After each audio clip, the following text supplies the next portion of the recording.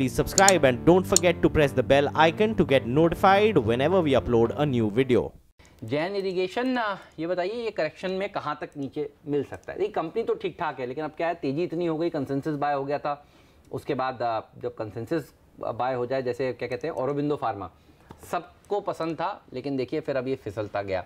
Jain irrigation Hemant 108, 110, 108 का इसका अगला लेवल है जो शायद ये टेस्ट करेगा, बट उसके लिए मुझे ऐसा कोई क्लियर पैटर्न नहीं मिल रहा है कि मैं उसके लिए वो बेचूं। ऑब्वियसली लेने का तो मतलब नहीं बनता है क्योंकि बेसिक ट्रेंड डाउन है, तो शायद ये 108 और 112, 114 के रेंज में साइडवेज चलेगा, तो मैं कहता हूँ इसको अवॉइड कर ले। ओके, तो दूर रहें इस काउंटर से। लेकिन आज देखिए, आज कमज़ोर शुरुआत इसमें बनती दिखाई ज़रूर दी है। ढीला खुला है काउंटर और दबाव के घेरे में है। कुछ और काउंटर्स आपकी स्क्रीन पर लेकर आते हैं जिसमें इस समय एक्शन बढ़ता हुआ दिखाई दे रहा है। और एक स्टॉक जो इनफैक्ट मेरे रेडार पर है वो है सनफार्मा के साथ साथ सनफार्मा एडवांस रिसर्च। 425 का काउंटर और यहाँ पर 1-1.5% की बढ़त के साथ ये खुला है। रजत सर बताइए, क्या ये चल सकता है फिटॉल सन फार्मा के साथ साथ? क्या यहाँ पर भी एक पुलबैक आने की गुंजाइश है? देखिए, आज इंट्राडे में तो 431 का लेवल काफ़ी अहम है। 431 पार कर जाए तो ये 435, 437 वहाँ तक जा सकता है। आज फार्मा में कुछ मूवमेंट दिख रहे हैं। इसके अलावा आप जैसा स्पार्क में बाइंग दिख रहा है, मुझको बायोकॉन में बहुत अच्छी बाइंग दिख रहा है, क्योंकि मेरा फर्स्ट टारगेट जो है वो मीट करके ये आगे निकल रहा है। तो फार्मा आज के दिन आईटी के संग थोड़ी अच्छी प्रदर्शन दिखाएगा, ऐसा ही उम्मीद करना चाहिए। टाइटन को एक बार फिर रिविजिट करना चाहूंगी क्योंकि अब ये आगे चलकर निफ्टी का हिस्सा बनेगा। उस लिहाज से नितिन बताइए, आप क्या मौजूदा भाव पर पोजीशंस जोड़ना चाहेंगे? 836 के लेवल्स इस समय वायदे में दिखाई दे रहे हैं। देखिए हज़ार टाइटन में ओवरऑल रोलोवर्स अच्छे हैं, 64-65% रोलोवर है और लास्ट 4-5 दिनों में हर डिप पे इसमें शॉर्ट कवरिंग हुई है। इसका मतलब ये है कि इसमें शॉर्ट पोजीशन कैरी कम हो रही है और नीचे से रिकवरी है। मार्केट में जब भी बाउंस आएगा टाइटन में बाउंस आना चाहिए, बट करंट में जैसे निफ्टी के डेटा नेगेटिव हैं, रोलोवर्स नेगेटिव हैं, तो बहुत ज़्यादा बाउंस अभी टाइटन में नहीं आएगा। मुझे लगता है टाइटन में कोई डिप मिलती है और अगर आपको ये 820 की रेंज में नीचे मिले उस समय बाइंग करना चाहिए, या फिर निफ्टी के ट्रेंड में थोड़ा इंप्रूवमेंट मिले तब बाइंग करना चाहिए। इसके जो मेजर सपोर्ट एरिया है वो 810 से 800 का रेंज है।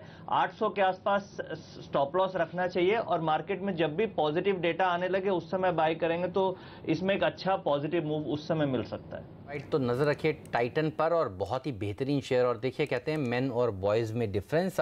टाइटन आज है दिन के उच्चतम स्तर पर और पीसी ज्वेलर है दिन के निचले स्तर पर, और हमने आवाज़ पर लगातार इसी स्टैंड को बरकरार रखा कि अगर आपको कोई एक स्टॉक खरीद कर रखना है लॉन्ग टर्म के लिए तो वो टाइटन हो सकता है, और पीसी ज्वेलर से दूर रहिए। और देखिए पीसी ज्वेलर्स डेज लो के आसपास इस समय कारोबार करता हुआ। सन फार्मा अब दिन के उच्चतम स्तर पर, तो फार्मा शेयरों में आज अच्छी रिकवरी देखने को मिल रही है। बायोकॉन 1.5% ऊपर, सन फार्मा भी दिन के उच्चतम स्तर पर, कोई गिरावट आई नहीं है। बागले साहब, कॉल था बेचने का आपका, ये बताइए अभी बेचेंगे या थोड़ा और ऊपर आएगा तो बेचेंगे, या खरीदना चाहते हैं आप? सन फार्मा पर राय दीजिए।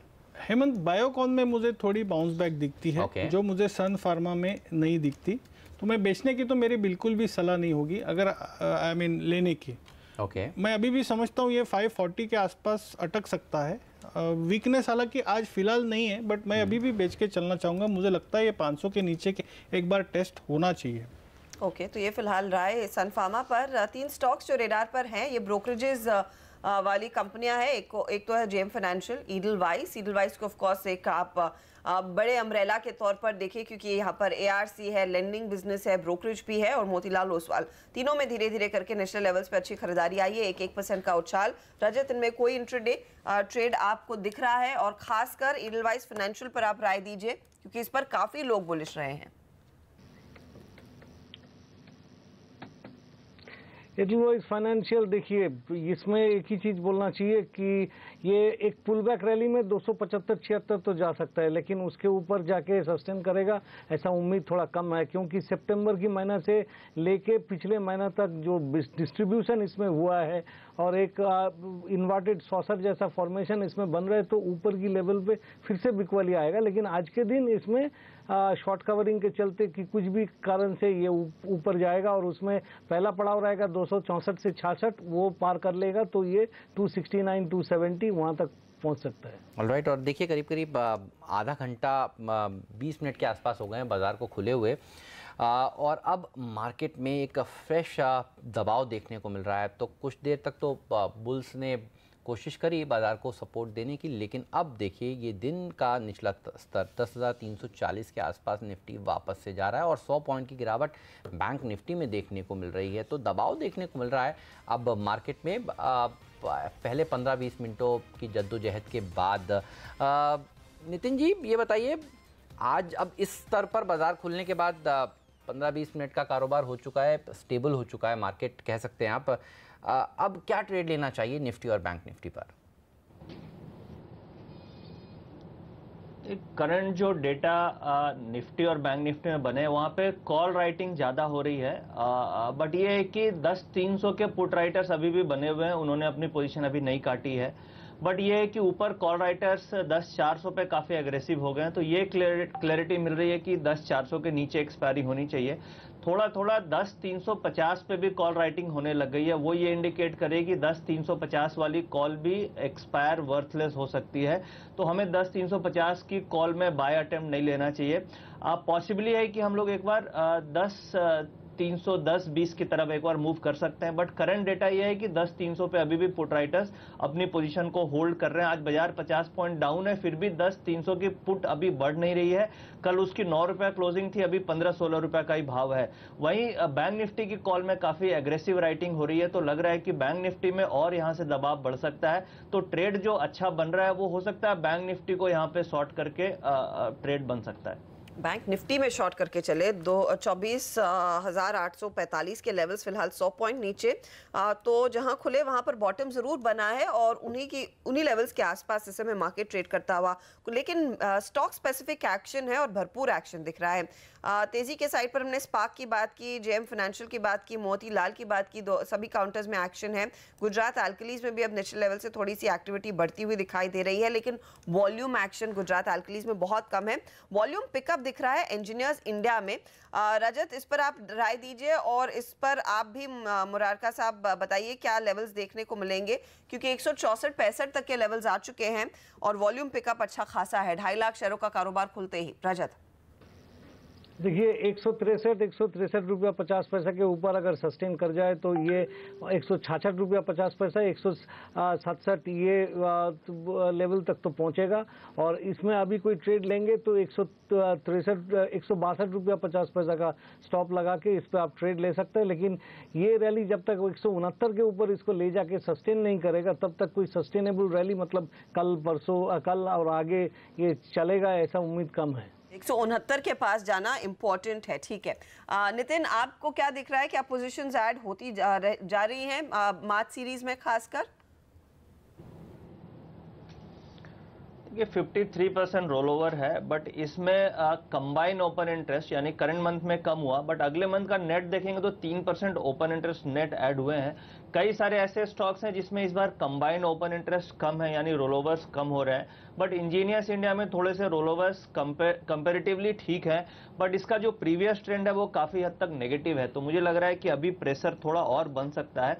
इमीडिएट सपोर्ट लेवल 160-158 आता है, तो यहाँ पे इस लेवल पे फिलहाल बाय अवॉइड करना चाहिए, क्योंकि मिड कैप्स में अभी भी सेलिंग बनी हुई है, इंडेक्स में वीकनेस और लग रही है। तो उसको देखते हुए 158 का नीचे के टारगेट बनते हैं। ऊपर जो मेजर रेसिस्टेंस है वो 168-170 is a strong resistance level, उसके ऊपर जब तक नहीं जाता है तब तक पॉसिबली है कि 158 की तरफ नीचे गिर सकता है। बिल्कुल, तो ध्यान रखिए बाजार में थोड़ा सा प्रेशर अब बढ़ता हुआ नजर आ रहा है और बैंक निफ्टी इस प्रेशर को बढ़ाने का काम इस समय कर रहा है। डाउ फ्यूचर्स में भी देखिए एक बार देख लेते हैं किस तरह का कारोबार हो रहा है। 165 पॉइंट नीचे डाउ फ्यूचर्स इस समय कारोबार कर रहा है। तो अमेरिका के बाज़ारों में जो है वो कमज़ोरी आज फिर से देखने को मिलने वाली है। और CNBC आवाज़ पर एक शख्स जो लगातार आपको पहले से आगाह करते आए कि देखिए ये खरीदने का वक्त नहीं है, ये हल्के होने का वक्त है, ध्यान रखिए करेक्शन बड़ा आ सकता है, और वो हैं संजीव भसीन साहब, executive vice president India info line के।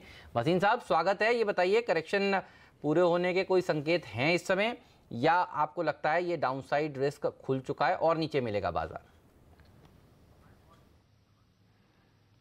हाँ, गुड मॉर्निंग हेमंत। तो हाँ, फरवरी साल का सबसे छोटा महीना होता है और अब की 28 दिन है और ये फरवरी तो खत्म ही नहीं हो रहा इससे बुरा फरवरी एक साल में कभी दिखा नहीं है। तो अच्छा है, लोगों को एटलीस्ट जागरूकता तो ही कि सिर्फ प्रॉफिट नहीं होता, लॉस के भी आशंका होती है और मार्केट एक तरफ नहीं जाती, दोनों तरफ जाती है। तो फरवरी में तो हम लगता है कि अब 5-6 दिन रह गए, 10,000 के नीचे जाने से बच जाएंगे। बट हेमंत, ये मैं दावे से कह सकता हूं, March will be a very volatile month और वहां हमें लगता है मिडिल ऑफ मार्च तक आपको एक बारी 9700 ऑन द निफ्टी और 23,000 ऑन बैंक निफ्टी ये जरूर आ सकता है। उसके लिए 4-5 कारण है। आप देख रहे हैं जो हमारी टेल विंड्स थी, बॉन्ड यील्ड्स, रुपया, ऑयल और अब ये जो सेंटिमेंट है, ये चारों चीजें काफी अब्रप्टली अब हेडविंड्स हो गई हैं और हमें लगता है global volatility will rise again severely in March, which can see further correction in equity markets globally. तो ऐसी स्थिति में क्योंकि बॉन्ड डील्स का फैक्टर काफी प्ले करेगा, किसी के पास अगर कैश है वो 97-9300 के इंतजार में क्या एक बार उन डेट फंड्स में लगा दे, शॉर्ट टर्म डेट फंड्स, वहां पर थोड़े से चांसेस हैं पैसे बनने के, या फिर आप बॉटम फिशिंग करना चाहेंगे, लॉन्ग टर्म स्टोरीज, दिग्गज काउंटर्स आइडेंटिफाई करना शुरू करें और वहां पर धीरे धीरे करके पैसा लगाना शुरू करें? अप्रोच क्या होगी? So Harshita, there are two sides of the coin. The trader who should be well and enrichly short on this market और इन्वेस्टर जो वेट कर रहा है उसके लिए तो bottom fishing is a very good opportunity. तो अच्छे शेयर चूज करिए, वो अभी भी लीजिए और हर नीचे डिक्लाइन पे लीजिए। मिड कैप्स में I think the pain has been very severe, correction from 25 to 40% और वहां हमें काफी वैल्यू दिखती है। तो be selective, make a portfolio. लेकिन जैसे आपने राइटली कहा, keep some part in the debt market because your yields are at the highest since the last 2.5 years. तो इसका मतलब प्रोटेक्शन भी लेना जरूरी है और मार्केट्स में जैसे हमने कहा opportunities will be there, but अगर आप कोई सिप कर रहे हैं तो वो बहुत अच्छा वे है because you will get the best of the averages. But like you said, part in debt, part in equity should be the flow going forward. और इक्विटी में इस समय आप क्या टेक्नोलॉजी को ज्यादा तवज्जो देंगे इस कमजोर होते रुपए के सामने? और जिस तरह की यहाँ पर लोग बात कर रहे हैं कि शायद द वर्स्ट इज ओवर, अब यहाँ से स्थिति थोड़ी सी बेहतर होती हुई दिखाई देगी। हाँ हर्षिता, तो इफ यू रिकॉल, हमें तो लास्ट 6 महीने से we been much more positive on tech than the street और हमने ये रुपए के अगेंस्ट नहीं लिखा, हमने ये कहा था कैश रिच है, they are identifying cloud computing, artificial intelligence very strongly and अगर यूएस में जिस तरह का टैक्स रिफॉर्म है then tax spending is definitely going to rise. तो वहां हम अभी भी बहुत पॉजिटिव हैं और अभी हमें लगता है वो शेयर बाजार में टेक में तो अभी कुछ स्टार्ट ही हुई है रैली। तो HCL Tech Mahindra, TCS in the large cap और Mindtree we are very very positive on the small cap. तो आप आइडेंटिफाई की माइंडट्री एंड टाटा एलेक्सी, तो 2 नाम और जो हमारी कवरेज में है, ये 4-5 शेयर या 6 शेयर का पोर्टफोलियो बनाइए because we think the tech rally has just started and you could get further impetus in the next 6 months. Sir आप कह रहे हैं कि 9,700 तक करेक्शन हो सकता है, 11,171 से 9,700 यानी करीब 1,470 पॉइंट के आसपास का करेक्शन की आप बात कर रहे हैं हाई से। तो ये बताइए इस करेक्शन में और अब कहाँ पर फ्रॉथ है जो नीचे मिल सकते हैं शेयर, कौन से स्टॉक्स इस करेक्शन में लीड कर सकते हैं, अगर वो बताएं ताकि जो हमारे दर्शक हैं उन शेयरों में इस समय खरीदारी ना करें या दूर रहें। तो देखो हेमंत, 11,171 से बाकी ग्लोबल मार्केट 10% करेक्ट किए, आप तो 7-8% ही करेक्ट किए। 10,276 से करेक्शन वाज 895 पॉइंट्स और उसमें से आप 0.38 भी रिट्रेस नहीं कर सके, you could not even cross 10,620 convincingly.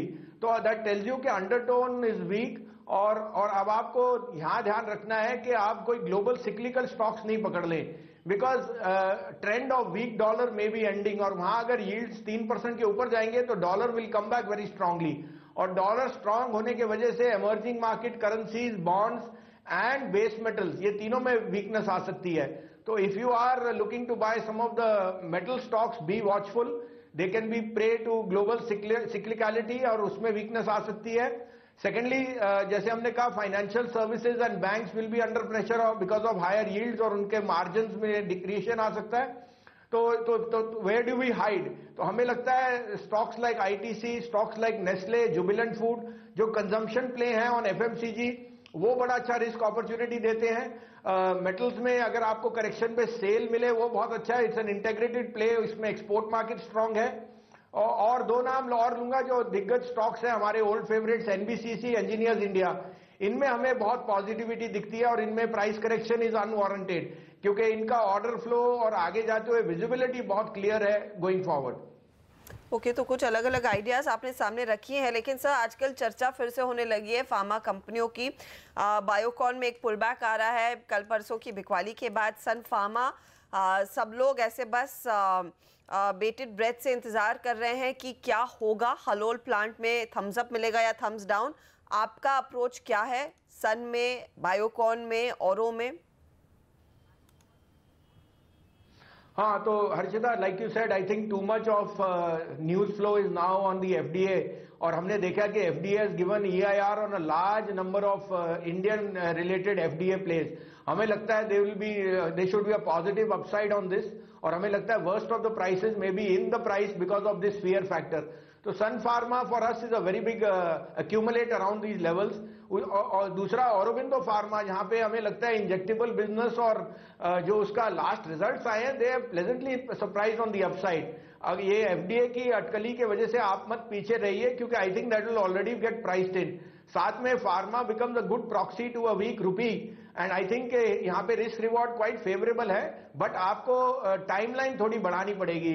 माने 9 महीने से 1 साल का इंतजार कर सकते हैं, बट हमें लगता है ये दिग्गज स्टॉक्स आपको यहाँ से 15 से 20% अपसाइड दे सकते हैं। इसमें सिप्ला भी मैं इंक्लूड करूंगा, क्योंकि उनका जो सेरिफ्लो है in Europe, it's showing a lot of traction. तो 15 से 20% की अपसाइड की एक्सपेक्टेशंस आपको करनी चाहिए। बायोकॉन देखिए कल निचले स्तरों से 5% की रिकवरी। आज रजत सर ने सुबह खुलते ही उनसे पूछा क्या खरीदेंगे, तो कह रहे थे देखिए बायोकॉन खरीदेंगे, तब फ्लैट अब 1% ही ऊपर था। और अब आप देखिए बायोकॉन, आप ये वो स्टॉक है जिसको शॉर्ट नहीं करना चाहिए। और देखिए अब 3% की मजबूती देखने को मिल रही है, यानी कल के लो से 5 और 3 8% की तेजी बायोकॉन ने दिखाई है। तो बायोकॉन के ऊपर रखिएगा नज़र। वागले साहब भी कह रहे हैं उनको पसंद है ये स्टॉक, वागले साहब से अभी बात करते हैं। लेकिन एक और स्टॉक है, बल्कि जो थीम है पिछले कुछ दिनों से भसीन साहब, वो है पीएसयू बैंकों से दूर रहें। ये बताइए, क्या अभी भी आप कह रहे हैं कि पीएसयू बैंक्स को अवॉइड करना चाहिए, या आपको सिलेक्टिवली कहीं वैल्यू नज़र आ रही है? क्योंकि हम कुछ स्टॉक्स देख रहे हैं आईडीबीआई बैंक जैसे, जहां पर कुछ एक्सपेक्टेशंस के चलते तेज़ी हो रही है। आपने किस तरह से रीड किया आईडीबीआई बैंक में जो पिछले 4-5 दिनों की तेज़ी हुई है, और पीएसयू बैंक्स पर ओवरऑल आपका व्यू क्या निकल कर आ रहा है इस पीएनबी के मामले के बाद? तो हेमंत देखिए, पहली बात तो आईडीबीआई बैंक में जरूर कुछ बात हो रही है। अब चाहे वो हिस्सेदारी बेच रहा है या कोई बाहर से प्राउलर है, क्योंकि उसमें बैंक ने जो कैपिटल इन्फ्यूजन किया है, उससे जो एक इसमें बायआउट पार्टनर है, वो बहुत उसके लिए बहुत पॉजिटिव है। हमें लगता है IDBI bank at the price it is at 60 में have priced in all the invariables, और हमें लगता है जाते हुए even on a book size जहां उसकी delinquencies are at the highest, there can be a wilful suitor to buy out IDBI. Government ने पहले भी इसे ऑन द ब्लॉक रखा था, and that will be a very big positive अगर इसकी प्राइवेटाइजेशन या इसमें गवर्नमेंट अपनी हिस्सेदारी बेच दे। तो road ahead on PSUs will be, क्योंकि आपको ये अटकली से खेलना है कि रोज कुछ ना कुछ खुलासा आ सकता है। अब यहाँ पे दो तरफे है, एक तो गवर्नमेंट ने अपनी कॉन्फिडेंस दिखाया कि दे विल रीकैपिटलाइज द बैंक्स, साथ में अगर आप ये एक वन ऑफ इंसिडेंट लीजिए तो आगे जाते हुए इट विल बी स्टेटस को for the time being. But हमें लगता नहीं वहां पे सिवाय 2 पिक्स, स्टेट बैंक और बैंक ऑफ बड़ौदा, जहां हमें बहुत कॉन्फिडेंस और विजिबिलिटी है। बाकियों में बॉटम फिशिंग मत कीजिए, better to be in certain private banks या कुछ अच्छी एनबीएफसी पकड़ लीजिए। उदाहरण के लिए बजाज फाइनेंस, एल&टी फाइनेंस हमें बहुत अच्छे लग रहे हैं इस भाव पे, तो आप इनमें नाम दीजिए जहां विजिबिलिटी और जहां पे मर्कीनेस इतना नहीं है। ओके, भसीन साहब, बजाज फिनसर्व, ग्रासिम और टाइटन, तीनों में किस में आप इस समय पोजीशन लेना चाहेंगे? ऑफ कोर्स आगे चलकर ये तीनों ही निफ्टी का हिस्सा बन जाएंगे, लेकिन आज अगर पोजीशन लेनी हो आप क्या प्रेफर करेंगे लेना? नहीं हर्षिता, तीनों शेयर अपने अपनी सेक्टर में दिग्गज स्टॉक्स हैं. I can not tell you what businesses they have. Bajaj Finserv has been a clear outperformer. It has been the poster boy of NBFCs और हमें लगता है ये शेयर अगर आपको अगले 2-3 साल का विकल्प मिले तो ये कोई भी वीकनेस मिले लीजिए. Grasim itself holding company of UltraTech, PSF और VSY में उसका सबसे ज्यादा जो स्पेशलिटी केमिकल्स में दारोमदार है और हमें लगता है कि ये आगे जाते हुए आपको फिर 30 to 40% रिटर्न दे सकता है. और टाइटन अगेन उसको अब जो मार्केट शेयर इस सारे फियास्को से आया है, it will only gain on those counts. तो for me all those 3 are blue chips which should be bought in any portfolio. Trading account पे आप जरा ध्यान दीजिए because they can be volatile along with the market. अच्छा sir, private sector banks पर भी एक राय दीजिए. देखिए आज बैंक निफ्टी को सुधारने का काम अगर कोई एक पॉकेट कर रहा है तो देखिए कोटक महिंद्रा बैंक का अब दिन के निचले स्तर से सुधरता हुआ, इंडसइंड बैंक का लाल निशान से हरे निशान में आता हुआ, येस बैंक में खुला ही लाल निशान में था, देखिए ये भी सुधर गया है. क्या PSU से निकलकर प्राइवेट एक बेटर बेट है? क्या इस पॉकेट पर आपकी नज़र है और आपको क्या पसंद है प्राइवेट सेक्टर बैंक्स में भसीन साहब? तो हेमंत सिंपल है कि अगर कोई 2 नाम इसमें से अनस्केटेड हैं वो हैं कोटक और इंडसइंड. बाकियों का इतना हमें कॉन्फिडेंस नहीं है क्योंकि कॉर्पोरेट लेंडर्स है, कहीं ना कहीं जरूर अटकली लगेगी.